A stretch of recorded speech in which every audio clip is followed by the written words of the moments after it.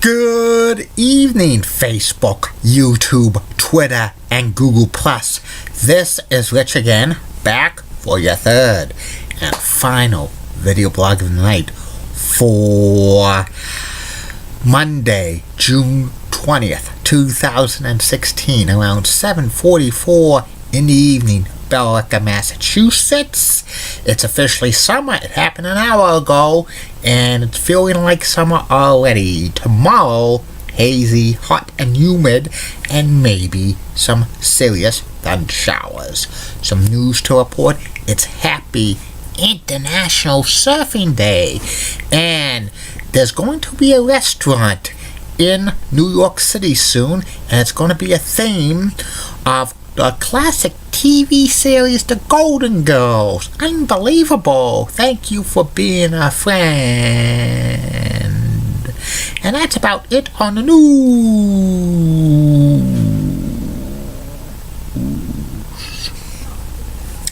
My third and final video blog subject of the night is my personality profile. Tonight's personality profile is about the late great former professional wrestler and WCW Hall of Famer Angelo Poffo. Angelo Poffo had a 42-year career in the world of professional wrestling. He was a decent wrestler, but he wasn't an all-time great.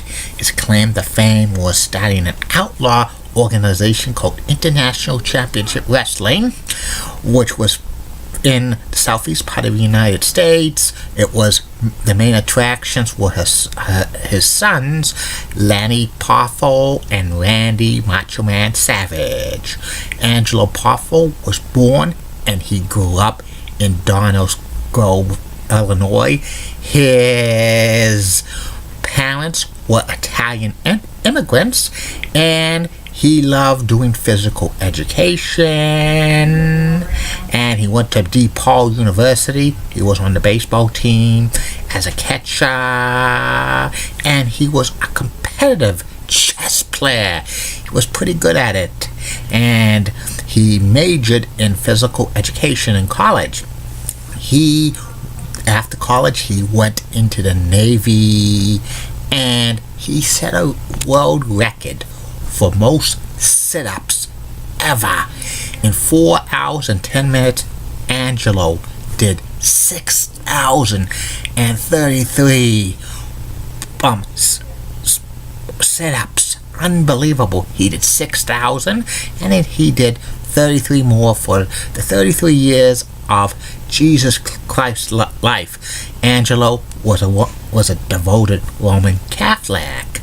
Angelo made his professional wrestling debut in 1949. He was trained by a guy named Carlo Pogello. And Angelo wrestled in several regional territories. The first few years, he wrestled under a mask called the Mask Mesa.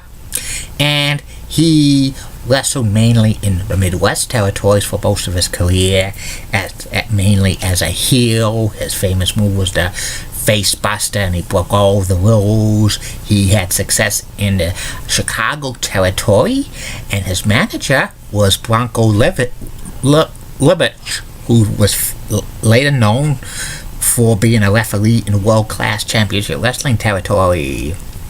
Angelo won several Chicago versions of the U.S. title, and he didn't get too many shots at the NWA World Champion because he wasn't that great of a wrestler. In the mid-1960s, Angelo formed a tag team with Chris Markoff, and they were called the Devil's Duel, wrestling in the WWA territory. That was Dick the Bruiser's territory in Indianapolis, and the Devil's Duel won several WWA Tag Team Championships. Their manager was Bobby the Brain Heenan, a young Bobby the Brain Heenan. Angelo then, in the 70s, went to wrestle in Canada. He wrestled under a mask called Carpetbagger in the Maritimes in Canada. and he bought into that territory, and he brought his sons Randy Macho Man Savage and Leapin' Lanny Poffo to wrestle for that territory. By the late 1970s, Angelo was, getting up there in age, and he invested all his savings, what he made during his career, and formed an outlaw territory. This territory was not associated with the AWA, NWA, or WWE. He promoted it in Kentucky. It was called International Championship Wrestling, and the headliners were his sons, Randy Macho Man Savage and Leaping Lanny Poffo. They were the focus point of the organization for about 6 years. They ran in Tennessee against the CWA, which was Jerry Jarrett and Jerry the King Lawler's territory. Some wrestlers who wrestled for the ICW included Pistol Peds Watley, the One-Man Gang, Cowboy Bob Orton, and a few others, and some of them were kind of blacklisted from NWA, AWA, and WWE territories for, a while. And the ICW was decent. It was decent. They were drawing decent crowds. But eventually, the ICW was fading fast because of the start of the expansion of the WWE. And by 1984, ICW was folded, and they had an inter-promotion feud with Randy Macho Man Savage and Leapin' Lanny Poffo. Angelo Poffo came in to CWA, and they feuded with Jerry Lawler, Austin Idol, Bill Dundee, and other CWA mainstays. Eventually, Leapin' Lanny Poffo and Randy Macho Man Savage went to the WWE. Vince McMahon was not interested in Angelo Poffo at all because he was, kind of too old.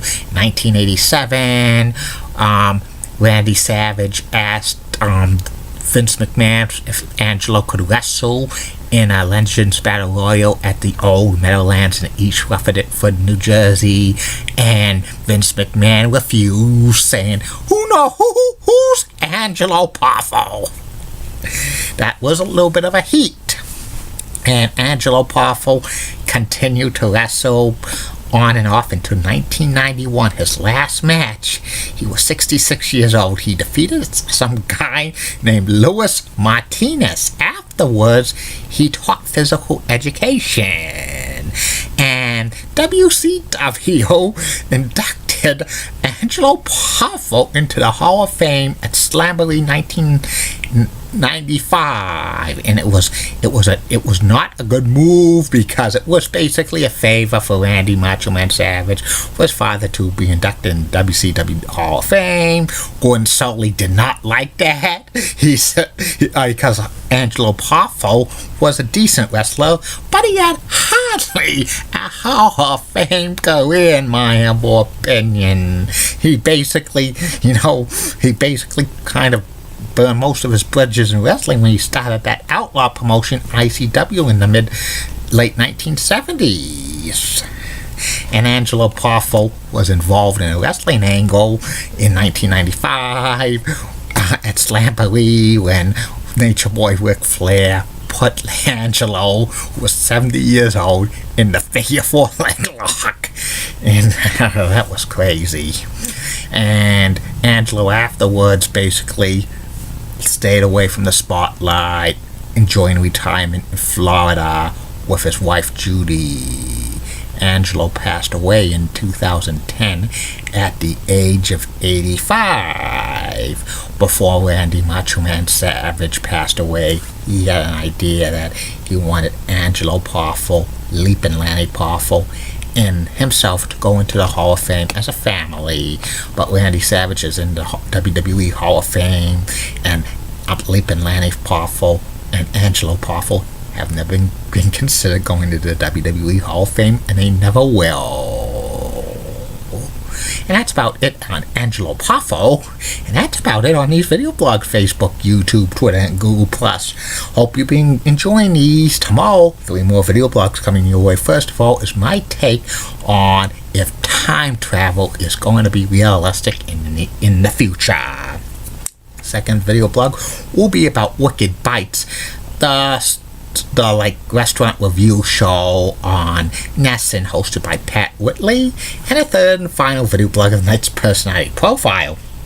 Tomorrow's personality profile will be about former ESPN play-by-play announcer and new NBC sports announcer Mike Tirico. Keep calm, everybody.